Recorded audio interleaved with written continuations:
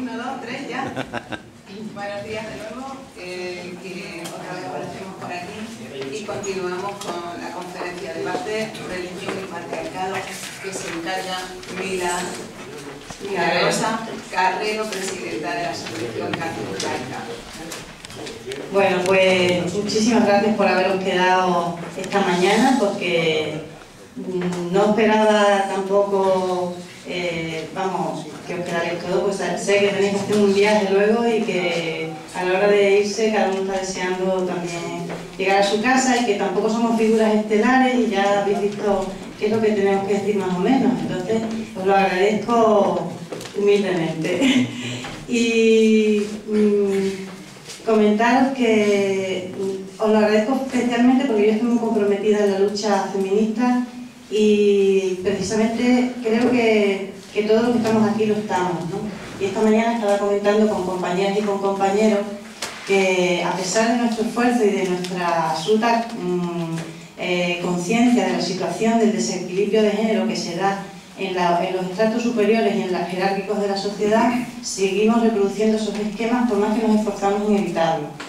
Y que de hecho, aquí en este encuentro hemos intentado, es decir, yo lo primero que le dije a Paco cuando él asumió la responsabilidad de los contactos, de la mayor parte de los contactos, es que hubiera esa presencia equilibrada de género, y él también me consta que lo deseaba.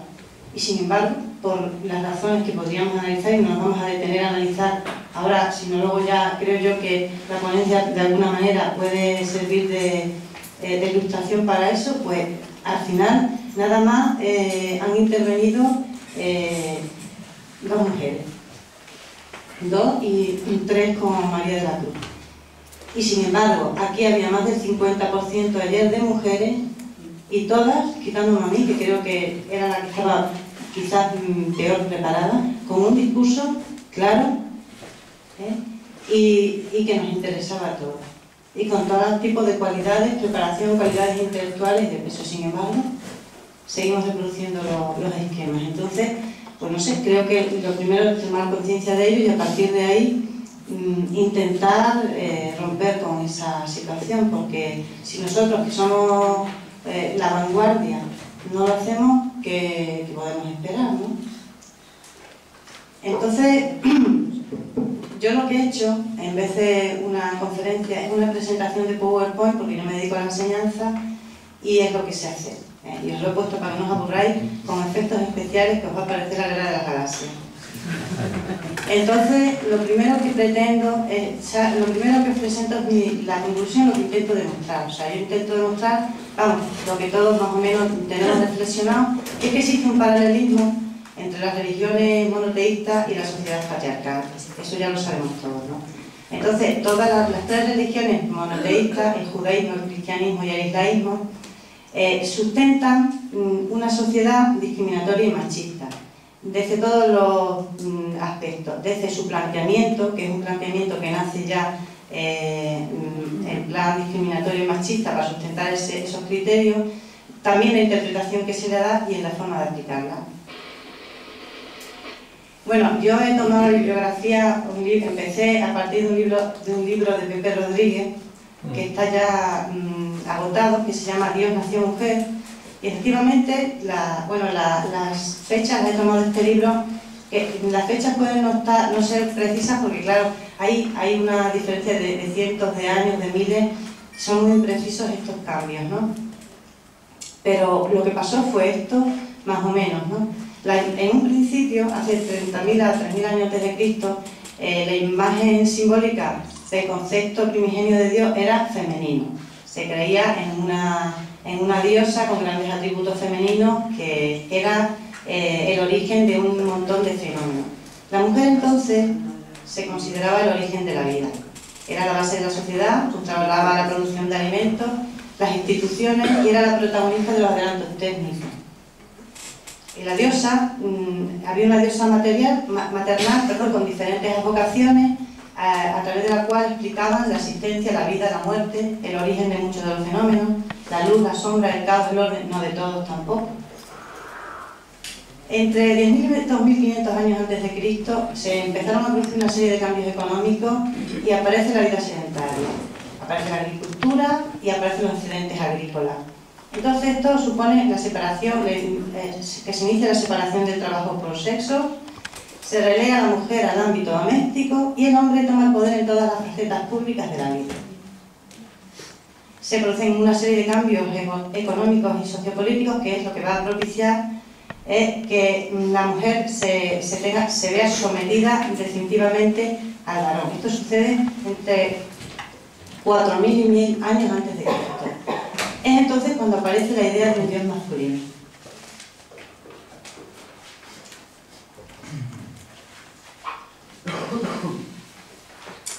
Aparece el patriarcado. El patriarcado entiendo que es la justificación ideológica de una discriminación milenaria.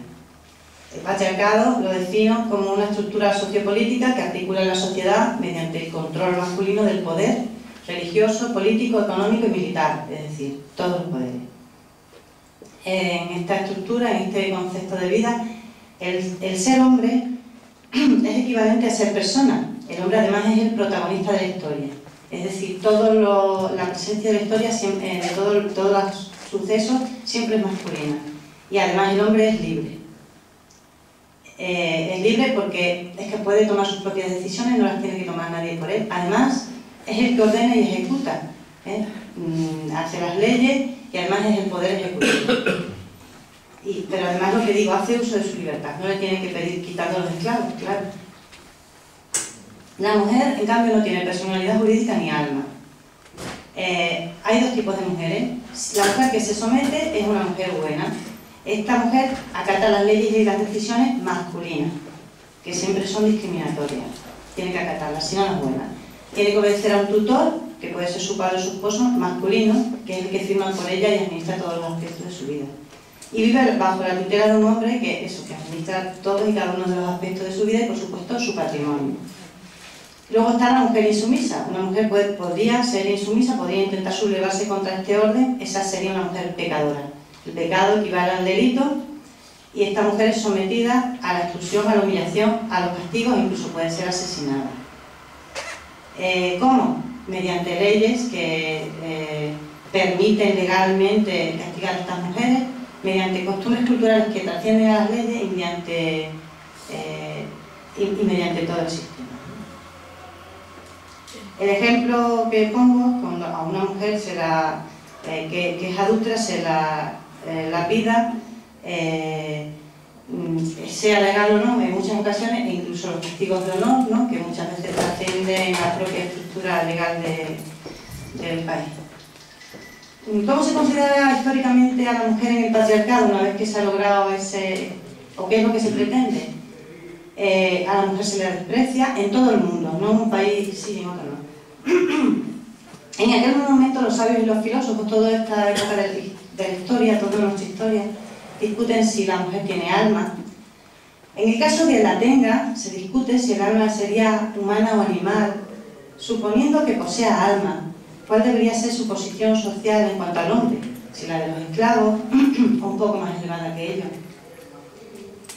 Se puede decir que hasta 500 años antes de nuestra era, en todos los países del mundo la mujer se encontraba debajo de la tutela de su padre o de su marido, absolutamente en todo.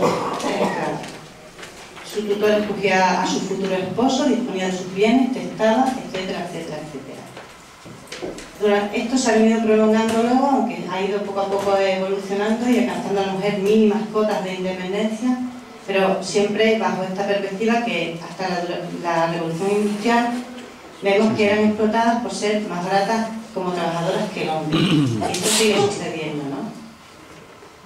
¿Qué se ha utilizado para someter a las mujeres? Las herramientas de sometimiento, yo considero tres: las leyes, las normas y los mandatos divinos. Las leyes machistas. Las leyes machistas nacen para soportar y para justificar una estructura patriarcal discriminatoria, dotándola a esta estructura de una naturaleza legal. La ley se impone coercitivamente mediante la violencia, mediante la cárcel, mediante la justicia, mediante la policía, el ejército. Un país machista necesita leyes machistas y tiene leyes machistas. ¿Quién dicta las leyes en todos estos países? A través, pues el poder, es decir, los hombres, que reproducen y mantienen esta estructura durante todos estos años. Otra herramienta de sometimiento a las normas y las costumbres son dinámicas de comportamiento colectivo asumidas por la comunidad para defender la ideología dominante, que es la ideología del que las ha impuesto. ¿Cómo se imponen las costumbres? Mediante mensajes repetidos y mediante imposiciones de todo tipo, hasta que son asumidos por la comunidad. El problema de las normas es que trascienden a la propia ley, es decir, una vez que las leyes se sustituyen por otras igualitarias, dentro del consciente colectivo queda la costumbre, que aquí defendió nuestra alcaldesa, las costumbres machistas, que están perfectamente respaldadas, porque parece ser que algo por el mero hecho de ser una costumbre y una tradición es bueno, cuando yo pienso todo lo contrario. Cuando algo es una costumbre y una tradición, desconfía por si acaso, porque de entrada va a ser machista. Por ejemplo, la oración del clítoris. Luego, los mandatos divinos. Esto ya trasciende a las leyes y a las costumbres, es decir, porque aquí está jugando con los sentimientos más íntimos de las personas y interviene el miedo más atávico, que es el miedo a la otra vida y al castigo divino, ¿no? Los mandatos divinos en los países primitivos, pues, bueno, en las primeras estructuras jerárquicas, el faraón, el César, los reyes en los países confesionales, pues acumulan los tres poderes. Efectivamente son los que hacen las leyes y también los mandatos divinos. Los mandatos divinos también los dicta Dios, pero claro, a través de sus profetas, que también son hombres, porque las jerarquías religiosas también hasta ahora han sido hombres. Trascienden por encima de las costumbres y, en definitiva, todas estas herramientas tratan de defender una determinada ideología. Bueno, entonces nos encontramos el patriarcado, que el patriarcado y la religión aparecen paralelos porque la religión ha sido una herramienta de difusión de la ideología machista del patriarcado. Es lo que se ha utilizado para adoctrinar. Esto se produce dentro de una sociedad patriarcal donde nacen las tres religiones monoteístas, y las tres tienen el mismo objetivo: el judaísmo, el cristianismo y el islamismo. Todas y cada una de ellas sustentan estructuras de poder machistas. Además, son jerárquicamente discriminatorias en sus estructuras internas con las mujeres y son el soporte ideológico de sociedades igualmente machistas, con costumbres y leyes siempre discriminatorias. Y, por supuesto, la interpretación de su doctrina es machista. Vamos a ver la Biblia. Los mensajes misóginos, vamos primero a ver bueno, la Biblia es común a todas estas religiones. Aparecen los mensajes desde el principio como herramienta divulgatoria para intentar debilitar la imagen femenina. Es bastante prolija en ejemplos. Efectivamente, la Biblia es el soporte ideológico del patriarcado ideológico y trata de crear una imagen negativa de lo femenino. Entonces, la mujer lo tiene que identificar con lo que es inferior y es negativo. Entonces, desde que empieza el Génesis, Adán, estos son retazos textuales. Adán fue creado del polvo a imagen y semejanza del Creador, dotándole vida a Dios mediante un soplo de chispa divina. La mujer la crea de una costilla de Adán y no le insufla el soplo divino. Después, Adán fue creado para dominar la tierra y todo el producto de la creación divina. Esto lo dice el Génesis, no las mujeres. Las mujeres ahí ya se han quedado sin los recursos, porque no me están exoten al 10% de los recursos económicos cuando tienen las 2/3 partes de las horas, aportan las 2/3 partes de las horas de trabajo. Soplo divino. Posteriormente, Dios, viendo que el hombre está solo, crea a todos los animales vivientes para que Adán no esté solo. O sea, porque es muy generoso. Y en su generosidad, cuando ve que ninguno se adapta a sus necesidades, porque los hay muy exquisitos, algunos se le debió revelar que crea a semejanza de ellos toma una de las costillas de Adán y crea una compañera para él. No, a semejanza de ellos, no, me he deslizado. Crea una compañera para él, que es Eva. Pero claro, el orden es primero Dios, Dios, luego Adán, luego los animales y luego Eva. Pero además Eva es la culpable de la tentación, del pecado, de la expulsión del paraíso, del dolor, de la muerte y del trabajo, de tener que estar obligados a trabajar durante toda nuestra vida. Encarna todo lo malo, hasta del dolor del parto. El Nuevo Testamento, hay una frase por ahí que se atribuye a ese personaje, que no sabemos si existe o no, llamado Jesús, que dice: la verdad os hará libre. Esto en ningún momento la Iglesia lo aplica. La verdad os hará libre, una frase que se atribuye a Jesús, que yo siempre cuestiono su existencia como persona, pero sí me consta que como personaje ha existido y lo conocemos todos. Al principio del cristianismo había dos corrientes, es lo que estudiaban los teólogos: la de Pablo y Pedro, que consideraba que la salvación venía a través de la fe y que el mal del mundo venía por el pecado, y la de los gnósticos. La gnosis significa conocimiento y estaba capitaneada por María Magdalena, que decían que el mal venía de la ignorancia y por lo tanto la forma de redimirse era el conocimiento.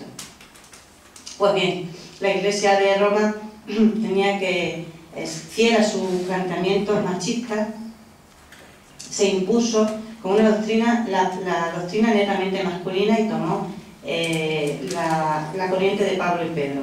Así comenzó, a partir de ese momento, la persecución hacia los que no comulgaban con esa corriente.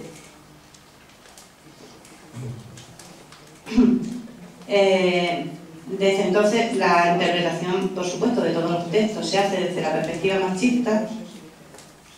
Aparte, en los textos bíblicos se omite la presencia de mujeres. Parece ser que 7 mujeres siguen a Jesús de forma continua: María Magdalena, María de Betania y su hermana Marta, Juana, Susana, Salomé y la suegra de Simón Pedro. Estas mujeres van predicando el Evangelio y trabajan extensamente con este personaje, con Jesús. Y es más, María Magdalena es la encargada, hay quien opina que es la encargada de predicar el Evangelio. Es a la que se le encarga la tarea de la Iglesia.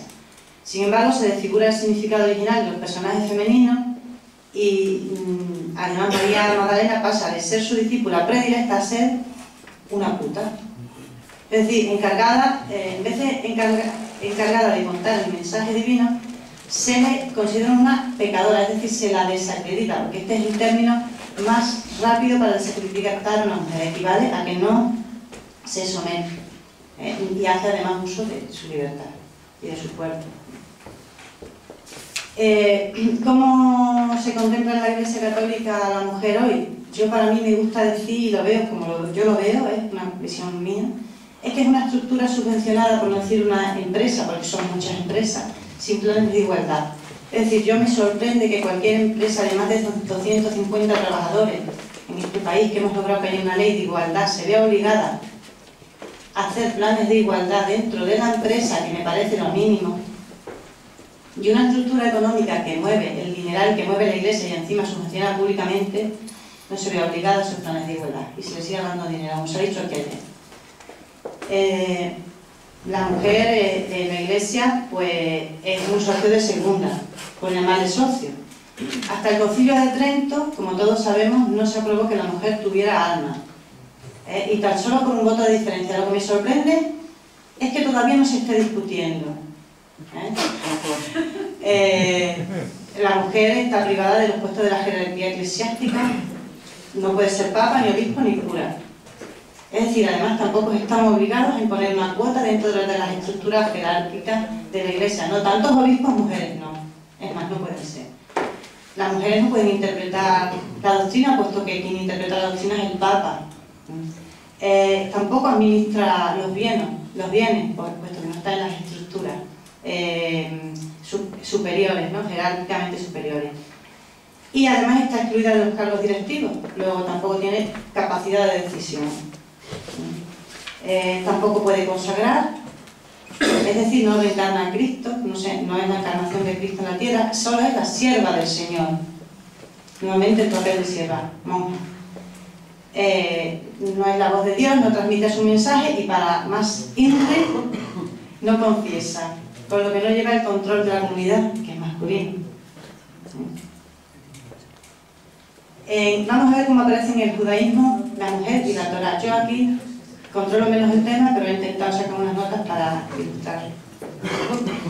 En los tiempos bíblicos, ya es lo que hemos estado diciendo hasta ahora, la mujer en la sociedad hebrea era totalmente patriarcal y la mujer tenía una posición subordinada al hombre. Debía sujetarse a la autoridad paterna hasta que contraía matrimonio. En este momento pasaba a ser propiedad del esposo. Esto es como viene contemplado en la Biblia. Luego, durante mucho tiempo, se parte de una interpretación machista y, por ejemplo, en los textos sagrados, ellos literalmente interpretan que la participación de la mujer en sus estructuras de poder degradaría a la comunidad del hombre. Es decir, los judíos dicen, han estado diciendo durante muchos años, independientemente de que lo ponga o no lo ponga, todos sabemos que si la mujer interviniera en las estructuras jerárquicas, el hombre se sentiría humillado. Eso degradaría su comunidad, entonces no participa. Entonces, ¿hasta cuándo no participa la mujer en las estructuras jerárquicas de la comunidad judía y de la religión judía? Hasta 1955, o sea, hace poco, no se le autoriza a la mujer la lectura de la Torá en los oficios bíblicos, la lectura. Hasta el 73 no se autoriza a ser contada en un minyan su voto, es decir, parece ser que votan todos para ver si hay quórum para la oración. No, entonces, ella en esta ceremonia no ha tenido voto, simplemente voto, hasta el 73. Hasta el 74 no se permite a la mujer actuar como hazaní, que no sé lo que es. Pero me imagino que será ya algo, ¿no? Y hasta finales del siglo XX, algo ya que tendrá una cierta presencia, una cierta capacidad de toma de decisiones mínima, me imagino que por debajo del rabino, ¿no? Y hasta finales del siglo XX no ha habido mujeres rabinas. Esto ha sido fruto de una adaptación de los cambios económicos que se han producido y las presiones de los grupos feministas. Vamos a ver cómo aparece la mujer en el Islam, en el Corán. El Corán nace en el siglo XIV, es la más moderna de las religiones monoteístas, en un principio la menos machista.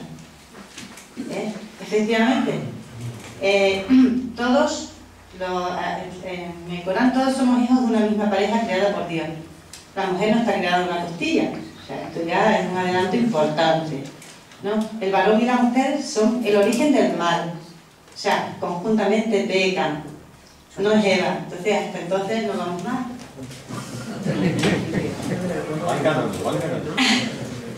Venga, nos hacemos. Es una evolución muy paulatina, pero tiene que acoplarse a la realidad patriarcal de los países en los que nace, porque nace precisamente para defender unas estructuras económicas como siempre y para manipular las conciencias, y se va adaptando a los distintos países y a los distintos momentos históricos. Y claro, como estamos en una sociedad y en una realidad patriarcal, pues actualmente hay varias interpretaciones, pero todas muy machistas, ¿no? Dios nos dice, una de las interpretaciones, la más benigna para la mujer, Dios nos dice, un telegrama. Era Dios que te está metiendo mucho problema.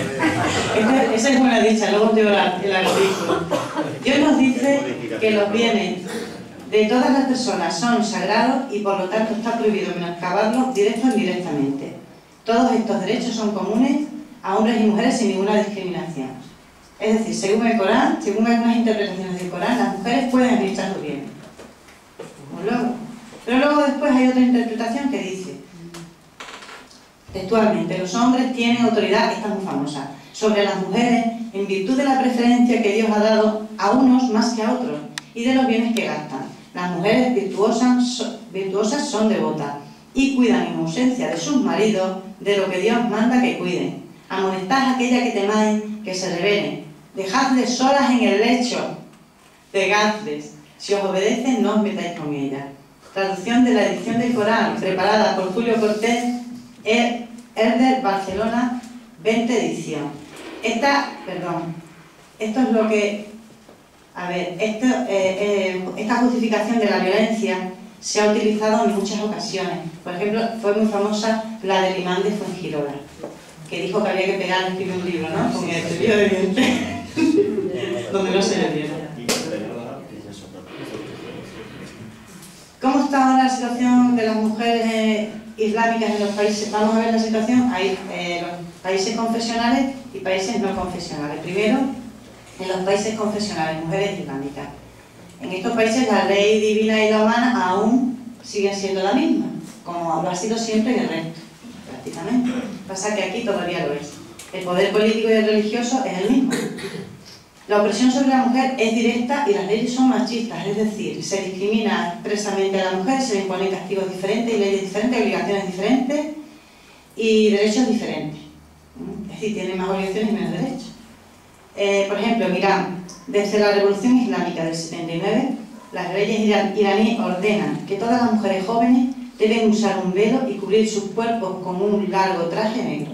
De lo contrario, se enfrentan a duras multas e incluso a la cárcel. Por ejemplo, en un juicio, otra cosa, de dos mujeres equivalen el testimonio de dos mujeres equivale al de un hombre, ¿vale? Solo por la mitad.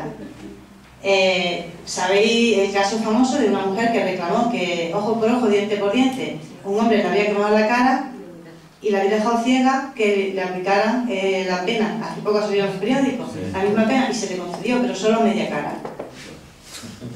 Porque la mujer, su testimonio vale la mitad, entonces no está en igualdad de condiciones. Y bueno, luego no pueden ser juezas o candidatas a la presidencia. Afganistán, tienen prohibido trabajar, salir solas. Si caminan por la calle, deben estar cubiertas de pies a cabeza. Si toman un micro, deben sentarse separadas de los hombres. Cualquier infracción será duramente penada por una policía religiosa, cantidad de veces. Arabia Saudí, las mujeres no pueden votar, o por lo menos hace poco. Camerún, es el marido quien decide si la mujer trabaja o no. Sudán, todavía se permiten los matrimonios forzados. Nigeria, la violencia intrafamiliar está permitida por ley. Chile, el marido es el titular de la custodia conjunta de los bienes. Bueno, sí, bueno, es que ya Chile, Líbano, o sea, es que he metido Chile porque esta ponencia fue anterior para otra, entonces no es por el tema de la religión, pero es así. El Líbano, según el Código Penal, un hombre que mata a su esposa o a otra mujer de su familia puede conseguir que se le reduzca la condena si demuestra que el delito lo ha cometido en respuesta de una relación sexual socialmente inaceptable de la víctima. Y así sucesivamente, al menos 36 países en todo el mundo mantienen leyes que permiten discriminar a la mujer por razón de su sexo, según los últimos informes de Amnistía Internacional. Esto gracias todo a la convivencia y colaboración de las religiones machistas. Las ONG, esta ONG, Amnistía Internacional, concluye que la desigualdad es la principal causa de violencia contra las mujeres, y yo estoy de acuerdo. Los países occidentales, ¿cómo está el tema? Pues en los países laicos y aconfesionales, por lo menos, las leyes civiles no coinciden con los mandatos divinos. Es decir, existe una igualdad ante la ley de los hombres y de las mujeres, aunque sea solo en el plano teórico. Luego hay una realidad tozuda que más o menos es la siguiente. Las mujeres siguen estando en minoría en los parlamentos nacionales y, por ejemplo, en 1999, en el mundo, solo el 13% formaban parte de ellos, mientras que la mayoría del electorado de todos los países son mujeres. Estos datos, ahora puede haber nuevos datos, son de hace un par de años, pero estos datos son reales. En agosto del 99, solo había 10 países en los que las mujeres fueron jefas de Estado y de gobierno, que eran Bangladesh, la Guayana irlandesa, Letonia, Nueva Zelanda, Panamá, San Marino, Sri Lanka y Suiza. La evolución es la siguiente. En el 96 las mujeres constituían el 6,8% de los gabinetes ministeriales del mundo, en el 97 el 7% y en el 98 el 7,4%. Es decir, la progresión a este paso, por dentro de 10.000 años ya habremos logrado el equilibrio. Durante la conferencia de Beijing, únicamente 21 de los 189 países que se comprometieron a mejorar las condiciones jurídicas y sociales de la mujer concedieron la más alta prioridad a cuestiones relativas al aumento de la participación de las mujeres a todos los niveles, en todos los niveles participativos de adopción de decisiones, es decir, la paridad. Intentar aspirar a que haya un equilibrio en las estructuras de toma de decisiones. En conclusión,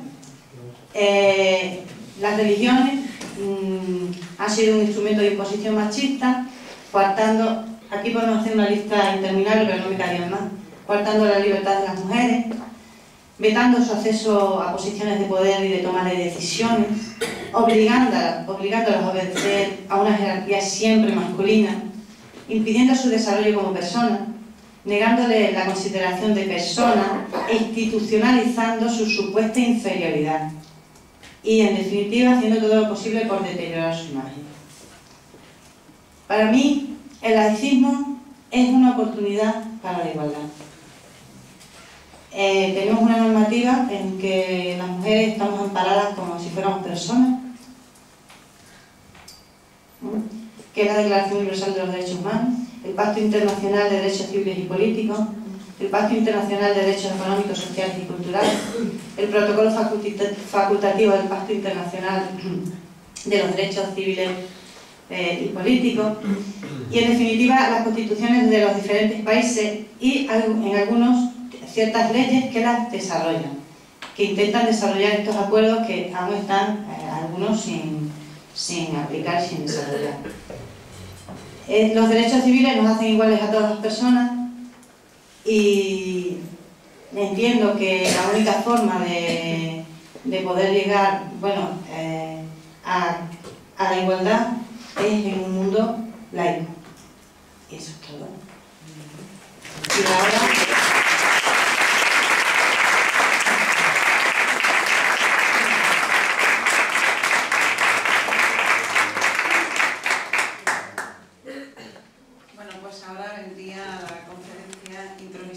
En los derechos civiles de las mujeres, criminalización del aborto. Pero os tengo que decir que me han llamado esta mañana a las 8 de la mañana la Asociación de Mujeres Malva-Luna de que Marisa Tena, que es la que iba a venir, estaba indispuesta, bastante mal, que no podía hacerlo, que Gloria, otra de las que podía, también tenía que acudir esta mañana a otro evento. Y bueno, y simplemente desde aquí, desde Cáceres Laica, pues un poco deciros que cuando nos planteamos estas jornadas o este encuentro, pues nos parece importante que del tema de aborto que atañe exclusivamente a mujeres, pues que fuera una mujer quien viniera. Y nos pusimos en contacto con una asociación feminista que nace en Extremadura en 1990, que tiene su sede en Mérida y que lleva una gran defensa en todos los temas de los que aquí hablamos respecto de igualdad y de defensa de mujeres violadas y maltratadas. Nos dijeron que sí. Y bueno, pues eso hizo que contáramos con ella. Lamentar pues este inconveniente y se me ocurre que, como para rellenar un poquitín más de tiempo, leeros el artículo que ha salido en el periódico de Extremadura sobre este encuentro, porque quizá no tengáis el periódico al alcance, ¿vale? Pues se llama, el título es Cáceres Laica. En nuestra ciudad existe una asociación denominada Cáceres Laica. No he escuchado la opinión de la Virgen de la Montaña, pero me la supongo. La preside Milagrosa. Hombre, podrían haber buscado otro nombre, por ejemplo, Hipatia, que además está de moda. Pues alguien puede pensar que se pretende competir con la Virgen, que vela por sus hijos desde su ermita. Pues bien, dice Milagrosa que se trata de buscar la normalidad. Pero si todo era normal hasta ahora. Porque para un catobi lo normal es que la Virgen baje, permanezca una novena en Santa María, para darnos otro motivo para pasear y hacer relaciones públicas. Y suba. ¿Va Milagrosa a bajar, subir y permanecer en algún sitio y propiciar la visita de los cacereños? Es normal que un alcalde, alcaldesa, reciba a la Virgen pidiéndole que solucione lo que los políticos no pueden solucionar. Que llueva y que acabe con el paro. ¿Está capacitada Milagrosa para regar abundantemente nuestros campos y ampliar el mercado laboral? Y del vestuario ni hablamos. ¿Cómo se pueden comparar los variados y ricos mantos de nuestra Virgen bordados por exquisitas manos con los pantalones y la blusa de Milagrosa que deben ser del mercado franco? A ver si os enteráis. Cáceres no es laica. Cáceres es de la Virgen de la Montaña. Porque incluso los catovis, ateos, creen en ella. El verdadero milagro será que os haga caso personal. Cantó bien, que te cante, no,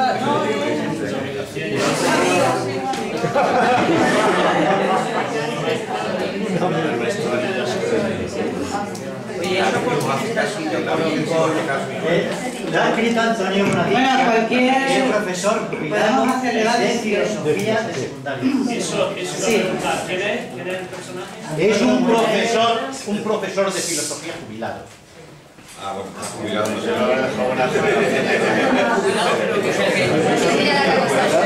A ver, un momento, vamos a moderar.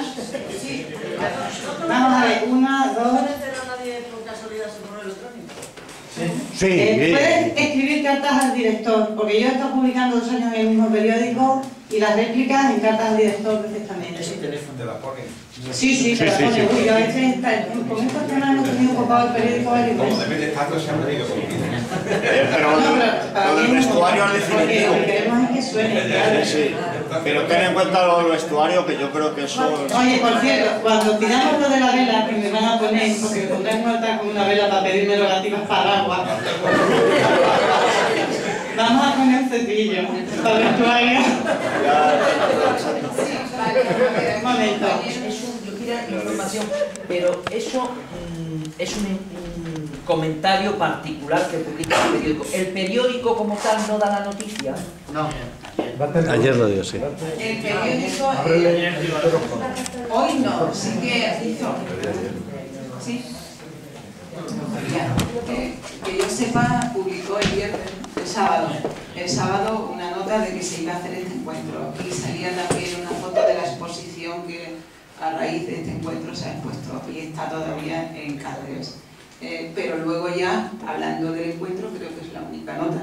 No, en agenda viene la noticia. No, la verdad es que lleva toda la semana siguiendo los medios de comunicación. Ayer resaltaba mucho la presencia de las autoridades, era lo que más resaltaba. En los periódicos, en la prensa, en la televisión, lo que pasa es que no nos da tiempo a subirlo al blog, porque claro, estamos... Yo creo la nota eso se descalifica por su vista. Eso no.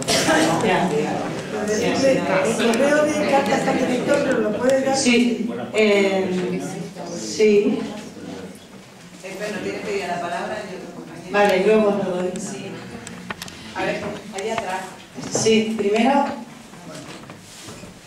No, pero había... ¿Tú? ¿No habías pedido tú? Yo había gente que había pedido antes que yo. Sí, la Por compañera ejemplo, de atrás. aquí tengo un compañero, no sé Yo cuánto. primero un matiz, No estoy yo estoy muy familiarizada con el humor extremeño, cacereño, pero desde luego, como mujer, también Victoria, alguien, es una réplica de ese, me ven una versión personal como mujer, como organización laica. Entonces, cuando reíais, A mí también me pasa debo igual. tener un poco más sentido del humor, pero realmente es una falta de respeto a tu persona, a la organización y a lo que la mujer, por supuesto. Sí, bueno, es que, verás, esto se encuadra dentro de la gran estrategia de desacreditación. Cuando tú quieres desacreditar a un enemigo, utilizas una serie de estrategias, pero si este enemigo es una mujer, no necesitamos nada más que las miles de estrategias machistas. A mí no me va a decir que soy una puta, que es la otra estrategia. Entonces, ¿cómo me puede desacreditar? Pues riéndose de alguna manera, total, estas chiquillas, y este tipo de cosas. Entonces, no, yo que llevo en la vida pública, o sea, luchando sin cobrar un duro nunca, por supuesto, ya un tiempo, pues esos ataques son habituales. Y habituales es decirte que donde saca la oposición, intentar ofenderte, humillarte, es lo normal. ¿Sabes? Entonces, ahora sí, si no gastaría mucha energía.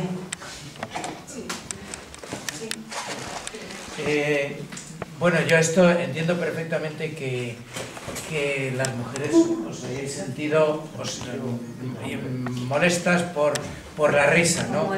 Quizá nosotros lo que nos reíamos un poco es por digamos, esa especie de ironía que sí.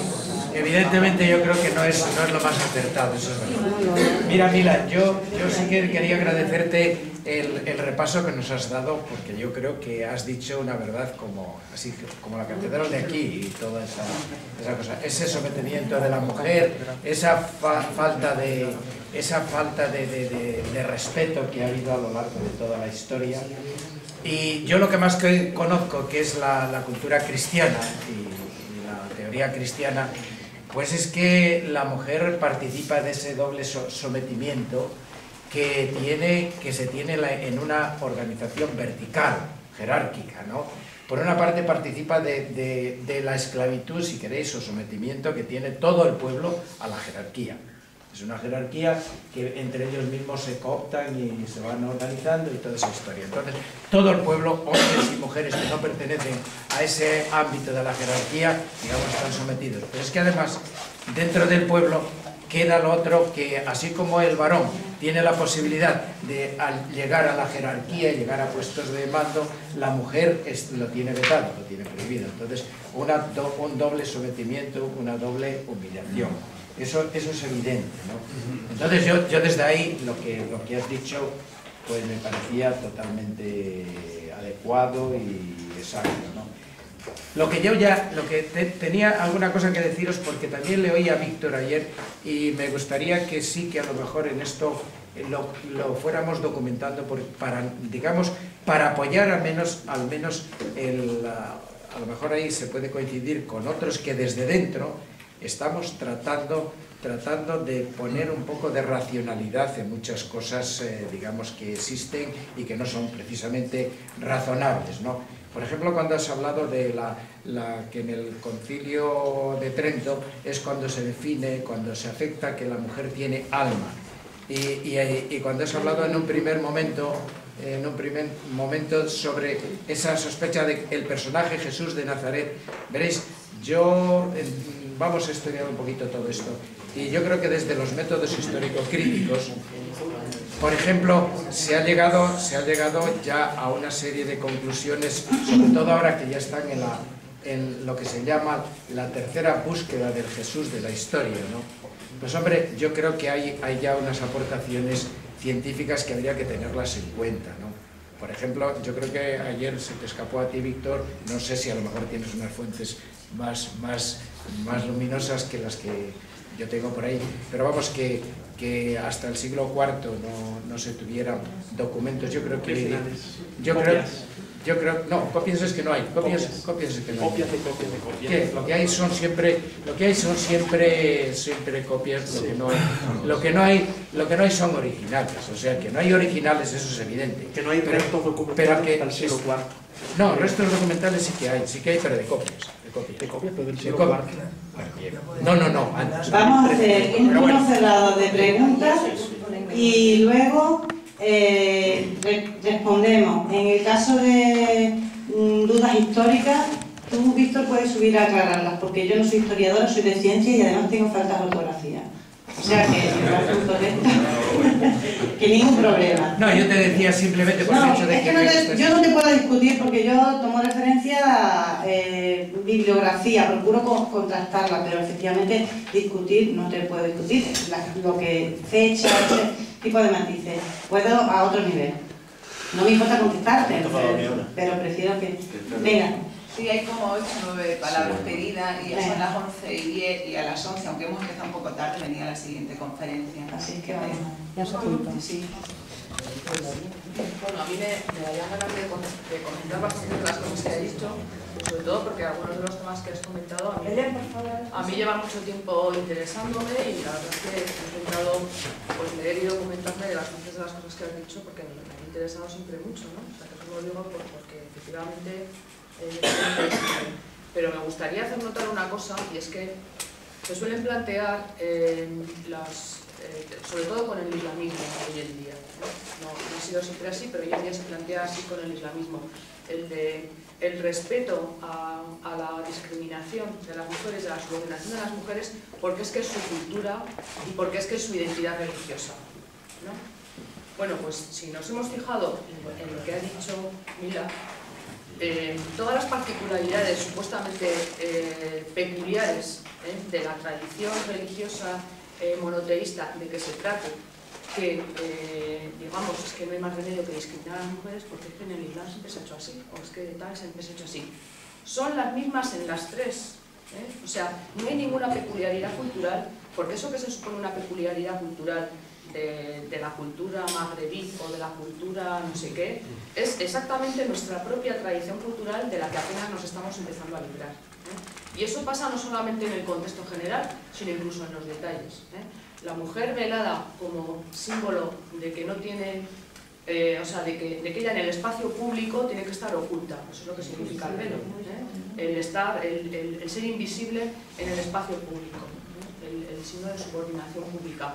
Eso está en nuestra tradición, y las monjas siguen yendo veladas. Y yo todavía de pequeñita tenía que ir con velo en el colegio de monjas a la capilla. Teníamos que ir todos los días. Todas las iglesias. Bueno, pero es que ahí además si no te castigaban, o sea, que además era un castigo. Incluso en detalles como el velo, es la misma tradición en las tres religiones. En los judíos también la mujer ha tenido que ir velada, aunque ahora no se respete, no se lleva rajatabla, pero también el velo forma parte de las obligaciones religiosas de las mujeres judías. Y si os acordáis o habéis leído algo, en la tradición de los judíos de Europa del Este, durante el siglo las mujeres llevaban peluca, porque llevaban su propia cabeza rapada y puesto que no podían publicar, puesto que no podían llevar el velo abiertamente porque les hubiera identificado como judías en una sociedad que trataba mal y despreciaba a los judíos, pues entonces fue una cosa tan retorcida como que las mujeres afeitaran la cabeza y llevaran una peluca horrorosa que, digamos, tipo escoba, que ya se viera claramente que no era un pelo natural, ¿no? Es decir, otra forma de velo, pero que, digamos, finja que no lo es, porque por otra parte hay que disimular que tal. Es decir, la tradición de las mujeres tienen que ir veladas en público porque no pueden exhibir la cabeza descubierta. Esa no es islámica, y no es particularmente judía, y no es particularmente cristiana. Es de todas, es de todas y porque obedece al mismo origen histórico y a la misma ideología, a la misma mentalidad. Lo mismo pasa con el velo, pasa con todo lo demás. La muerte, el homicidio justificado por cuestión de honor. Bueno, es que en nuestra propia tradición era aunque no estuviera así puesto en el Código Penal con todas las letras, pero en la práctica era un error de atenuante o prácticamente un eximente. El asesinar a la esposa o a la hija pues era menos corriente porque había traído el deshonor a la familia porque había sido infiel. Y eso era un eximente. Eso era un asesinato, era un homicidio pasional y se saldaba con un tironcito de orejas, prácticamente. Eso ya la próxima, un poquito más de cuidado. Eso no es una particularidad de una tradición cultural en la que haya que decir, claro, es que es su tradición, ¿no? Si es que es la tradición que hemos tenido todos y coinciden exactamente las tres, hasta en los más mínimos detalles de la indumentaria, de la herencia, o sea, que las mujeres no administren los bienes de la familia y tengan menos derecho a heredar. Ahora mismo, según la ley en España, las mujeres y los hombres tienen el mismo derecho a heredar, y es así desde el Código de Napoleón, por lo menos. No sé si antes también lo era. Pero en la práctica, vamos a ver quién tiene realmente bienes que heredar en España, que son las 250 familias que realmente poseen la mitad del país. ¿Quiénes los heredan dentro de esas familias? Los heredan los hombres de esas familias, no las mujeres de esas familias. Porque no estamos viendo que los consejos de administración de los bancos, cuyos apellidos son los mismos desde la Primera Guerra Mundial, estén llenos de mujeres.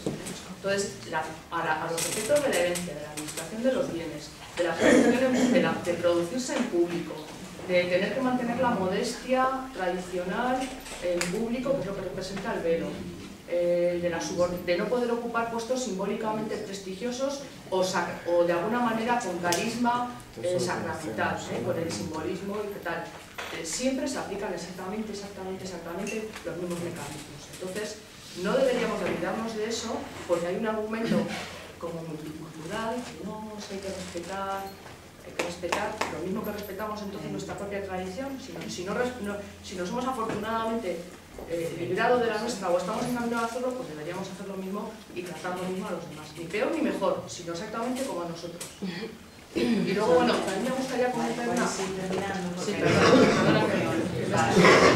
No, que me gustaría comentar que yo discutiría un poquito